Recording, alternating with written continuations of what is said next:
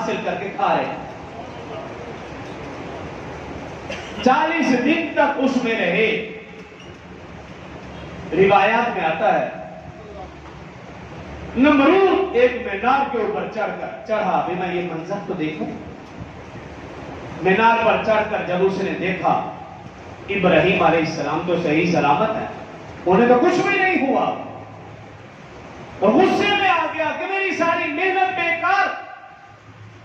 اس نے پتھر اٹھائے اور ابراہیم علیہ السلام کی طرف پتھر پھینکنا شروع کر دیے. تو روایات میں کہ وہ پتھر سارے کے سارے معلق ہو گئے, لٹک گئے, اوپر کے اوپر رہ گئے, ابراہیم علیہ السلام کو نہیں لگے. اور وہ پتھر ایک بادل کی صورت اختیار کر کے اور ان بادلوں سے بارش برسی اور ابراہیم علیہ السلام کے ارد گرد جتنی بھی آگ تھی وہ ساری کی ساری بجھ گئی. اور اس